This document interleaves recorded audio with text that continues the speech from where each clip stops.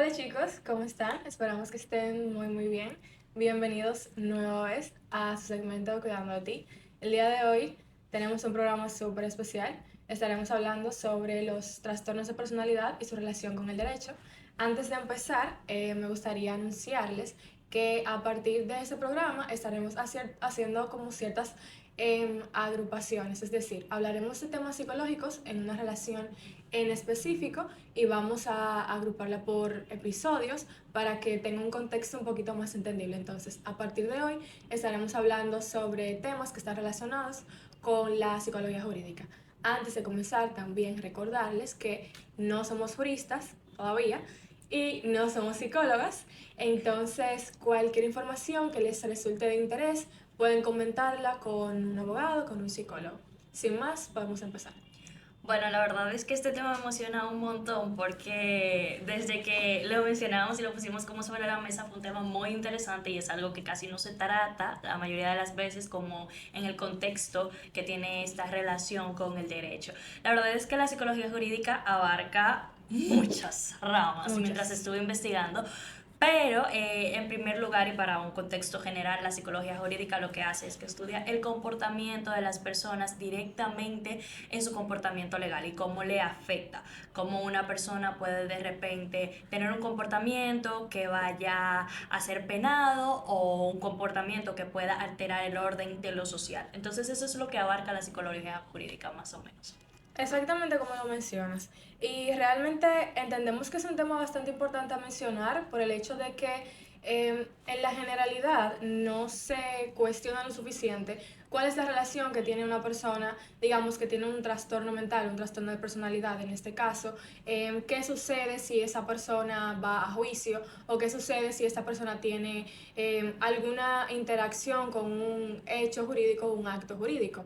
Y es algo que no se menciona y es importante poner sobre la mesa, porque realmente no se entiende lo suficiente, pero las personas que tienen un trastorno de personalidad, como un trastorno de personalidad antisocial, por ejemplo, narcisista o de cualquier otro tipo que vamos a mencionar a continuación, y cuando se involucran en un hecho legal que involucre la conciencia de la persona sobre el comportamiento de lo que acabo de realizar, no solemos prestar mucha atención porque no relacionamos que el hecho de que una persona tenga un problema mental puede tener influencia en su comportamiento en la sociedad o en lo que, digamos que la misma sea consciente de su comportamiento como persona. Sí. Entonces, cuando hablamos sobre un sistema jurídico y una persona que tiene un trastorno mental, es un tema un poquito muy complicado y es bastante delicado. Y es justamente esta relación que la hace la psicología jurídica.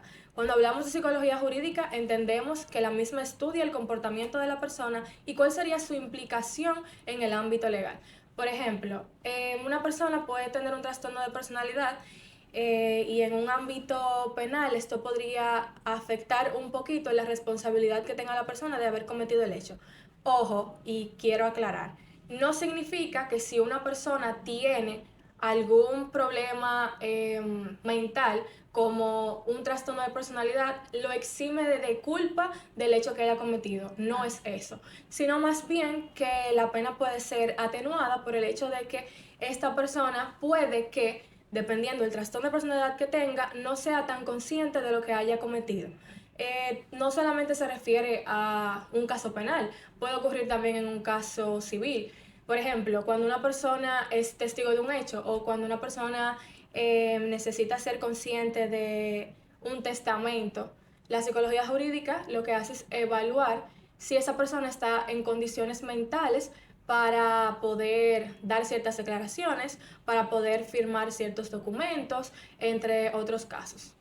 Y bueno, los trastornos de personalidad se podrían definir como un comportamiento que surge en una persona que puede abarcar desde principios de la adolescencia, puede venir incluso desde la infancia, pero siempre son permanentes y pueden afectar a la forma de recibir la información, la forma de ver el mundo, la forma de comportarse, la forma de ver a las demás personas y por esta razón, al ser permanentes y cambiar la forma en la que su cerebro procesa la información, se vuelven un trastorno de personalidad y hacen que sea aún más difícil para el individuo darse cuenta de que hay algo en sí que no es normal, que no es lo que sucede dentro de los cerebros de todo el mundo.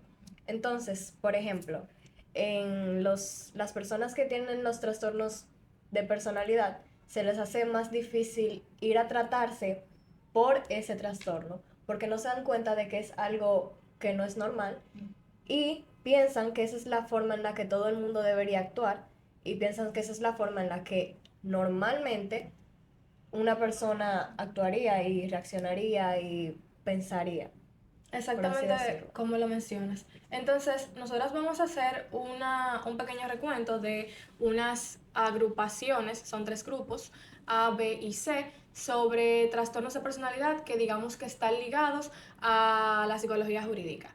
Cabe destacar que estas agrupaciones no son exclusivamente limitantes. A lo que me refiero es que una persona puede tener un trastorno de personalidad del grupo A y al mismo tiempo puede tener un trastorno de personalidad del grupo C, lo que significa que la limitación de los grupos sí funciona, pero no es limitante. Sí, así es. En el grupo A se encuentran los trastornos esquizoide, esquizotípico y paranoide.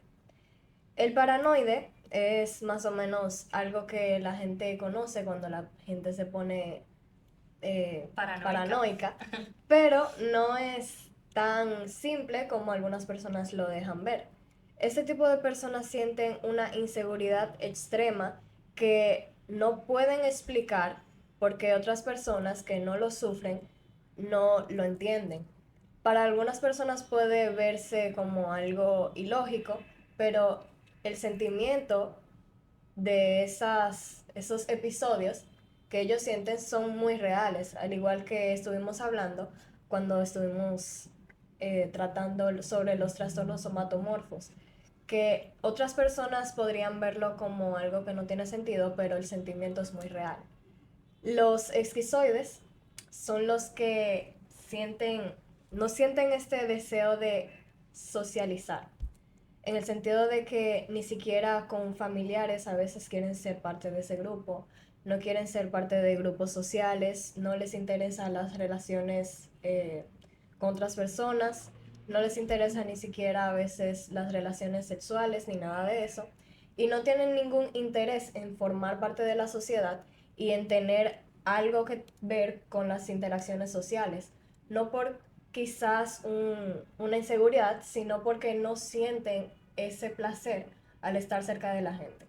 Mientras que en el esquizotípico suele ser más difícil para ellos porque sienten cierta ansiedad al acercarse a las personas y no tienen esta capacidad de relacionarse con las demás personas y formar parte de la sociedad debido a que no saben cómo hacerlo, se les dificulta, les da ansiedad y también tienen muchos pensamientos y formas de pensar mágicas, como que su forma de pensar es muy diferente a la de las demás personas. Por ejemplo, estuve investigando y hay algunas personas que cuando sufren de este trastorno sienten que quizás la meteorología tiene que ver con algo que les puede llegar a pasar, de que si está tronando, eso significa que si yo pongo un pie afuera me va a caer un rayo y cosas así. Son Es como personas- una exageración Sí. en algunos pensamientos. Y una superstición extrema también,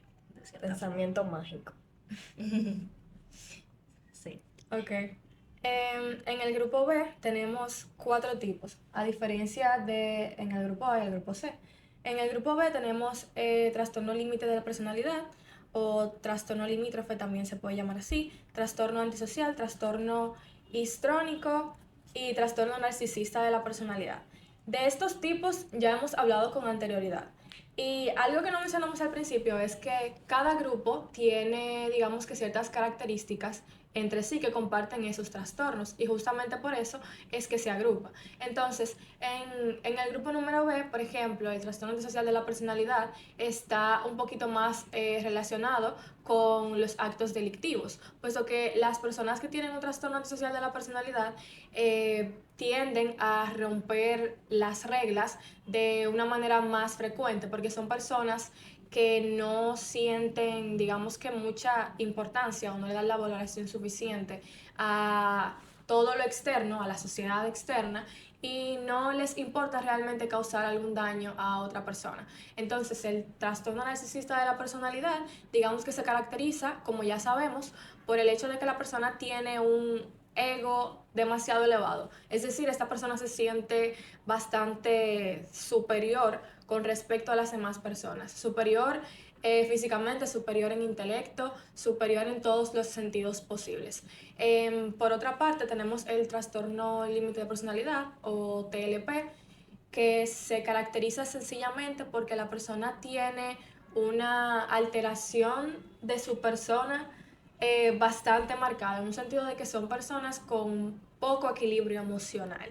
Son personas que es muy poco probable que tengan relaciones interpersonales sanas, es muy poco probable que tengan un equilibrio en su vida porque no tienen, o sea, no tienden a tener ese equilibrio emocional, y son personas que tienen una vida, digamos que bastante caótica, porque son personas que la gran mayoría del tiempo están ligadas a dependencias, digamos que de alguna droga o de alguna sustancia. Y por otra parte, tenemos, para finalizar esta intervención, el trastorno histrónico de la personalidad, que está caracterizado porque las personas, digamos que son muy dramáticas en sí. También ellos suelen inapropiadamente mostrarse de forma sugestiva y sexual hacia las demás personas, y tienen una forma de pensar y de sentir muy exagerada, en el sentido de que si están felices es extremadamente, si están tristes es extremadamente, y lo muestran hacia los demás de esa forma también. También pueden, por el ambiente o por las personas, cambiar muy rápido y muy fácilmente de emoción, por lo que los demás pueden pensar que esas emociones no son profundas y que son solo superficiales, pero es su forma como de mostrarlo. Exacto. Bueno, la verdad es que dentro del grupo C tenemos también tres, o bueno, digamos cuatro, porque voy a explicar algo ahora, y es que tenemos el trastorno por evitación, tenemos el trastorno de dependencia y tenemos el trastorno obsesivo compulsivo, que quiero hacer una comparación con el trastorno de personalidad obsesivo compulsivo para explicar también esta parte. La verdad es que el primer trastorno, el trastorno por evitación, es un trastorno que se da en personas que quisiesen tener una interacción social, pero que son altamente sensibles a la crítica. No pueden soportar la crítica, el rechazo, sentirse excluidos de un grupo, y esto les causa mucho temor. Entonces, en el momento en el que se sienten excluidos, simplemente como que se sienten como que es lo peor que les ha pasado en el mundo, y por eso estas personas tratan de evadir el contacto social, un poco diferente al esquizoide, que son personas que no desean este contacto social. Estas personas del trastorno por evitación sí la desean, pero les da tanto miedo que tratan de evitarlo para no sentirse heridos como tal. También tenemos el trastorno por dependencia. El trastorno por dependencia es una persona muy sumisa, una persona que al final del día lamentablemente no tiene el timón de su vida, y usualmente, por desgracia, estas personas encuentran personas quizá con trastorno narcisista o con personalidades bastante fuertes que están rigiendo cada paso de su vida, que le están diciendo qué hacer, que están guiándoles en cierto sentido. Entonces estas personas se vuelven totalmente dependientes de la opinión y del deseo de los demás en su vida, lo que los puede llevar también a cometer acciones ilegales simplemente por no decirle que no a su pareja o a su amigo per se, porque sienten que esa persona es la que tiene el derecho de decidir sobre mi vida, porque son bastantes los mismos. Entonces tenemos también el trastorno obsesivo compulsivo, y la verdad es que de este trastorno yo siento que se ha hablado mucho, pero siento que hay muy poca información que lo diferencia del trastorno de personalidad obsesivo compulsivo. Entonces vamos a hacer una diferencia. El trastorno de personalidad obsesivo compulsivo como tal son personas que son muy organizadas, que son muy estructuradas, muy correctas, tienen un mundo bastante, bueno, organizado alrededor de ellos, Sin embargo, estas personas han vivido con este trastorno, por lo cual consideran que es normal, es lo natural en su mundo. Ellos no se sienten incómodos con esto. Lo que sí son personas un poco reacias a los cambios, son personas que no les gusta que juegue con su tiempo, con su organización, tienen estructuras muy marcadas, entonces son un poco intransigentes a la hora de que otras personas quieran meterse en sus vidas. Pero las personas que tienen el trastorno obsesivo compulsivo, estas personas están conscientes de la obsesión y la compulsión y saben que esto no está bien, pero no pueden dejar de hacerlo. O sea, pongámoslo en este contexto. El trastorno obsesivo compulsivo se caracteriza por la obsesión y la compulsión. La obsesión son los pensamientos que vienen y vienen frenéticamente y, por ejemplo, tumba la cámara, tumba la cámara, tumba la cámara, tumba la cámara, porque si no tumba la cámara va a pasar esto. Entonces la persona sabe que no está bien, pero la compulsión es más fuerte. Y aunque esa persona sabe que no está bien, lo hace. Entonces esta es la diferencia, que las personas que tienen el trastorno de personalidad obsesivo-compulsivo están estructuradas dentro de un mundo que ellos entienden que está bien para ellos, y las personas con el trastorno obsesivo compulsivo entienden que lo que están haciendo no está bien, pero no pueden parar de hacerlo. Justamente lo que diferencia o sea, un trastorno de personalidad con un trastorno de ansiedad es exactamente esto. En este caso menciono trastorno de ansiedad porque el trastorno obsesivo compulsivo es un trastorno por ansiedad. Entonces, un trastorno de personalidad, un trastorno de ansiedad son completamente distintos, porque independientemente de que entendamos que hayan características de la personalidad que estén en el trastorno de personalidad, no necesariamente una persona que tenga un trastorno de ansiedad pues tiene estas características.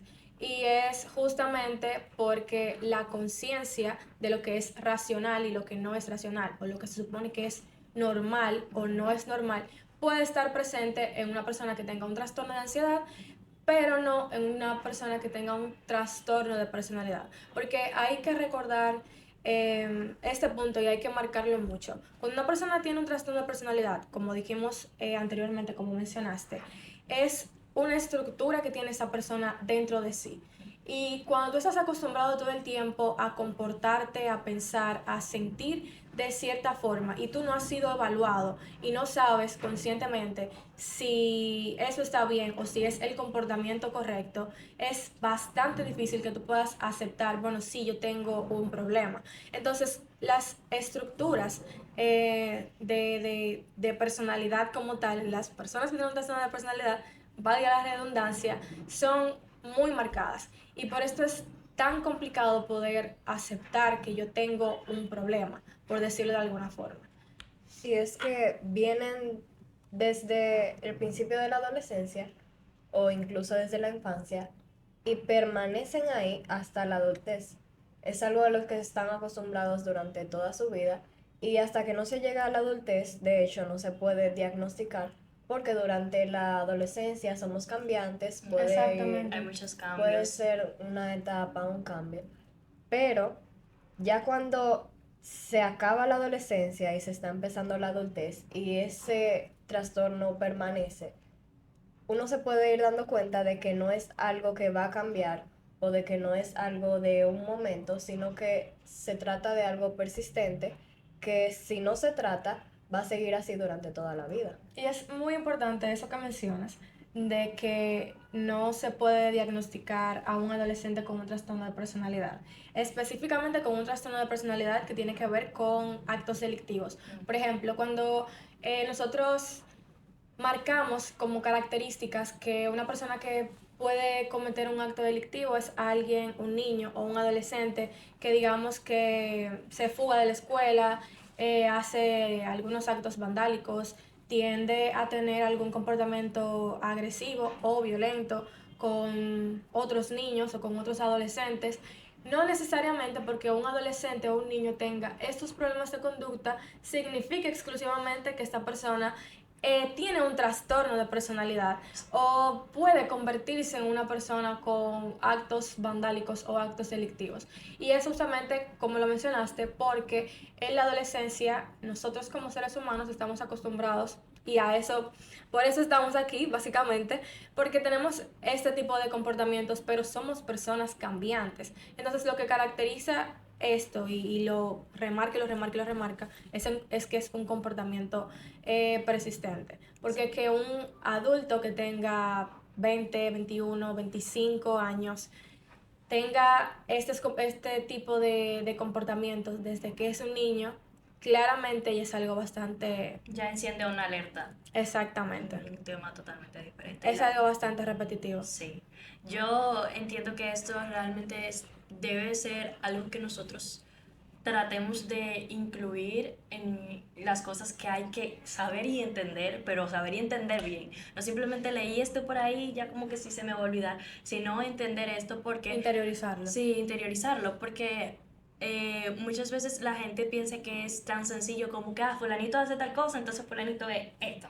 O entonces realmente no, tenemos que tener mucho cuidado con eso porque así como hay muchas cosas que nosotros vemos, hay otras cosas que no vemos que cambian totalmente la ecuación. Exactamente. Y que igual un niño o un adolescente que tiene un comportamiento agresivo, un comportamiento violento, no necesariamente tiene que ver con algo patológico. Sí. Puede ser algo de su entorno social, inclusive. Algo aprendido, un comportamiento adquirido de su familia, por ejemplo. Exactamente. Entonces es bueno que hayamos hecho esa delimitación. Y es muy importante también que tomemos en serio a estas personas con los comportamientos o pensamientos que tienen, porque aunque de parte de nosotros no se vea como algo racional y se vea como algo ilógico, quizás su forma de pensar, su forma de actuar, para ellos es muy real y no es culpa de ellos que estén pasando por eso.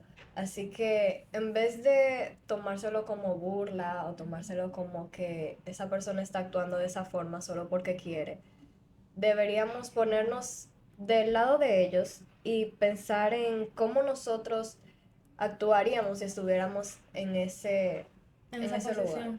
Es parte del respeto porque deberíamos de tomar en cuenta el hecho de que esa persona no actúa así porque quiere, sino porque es lo que ha aprendido toda su vida.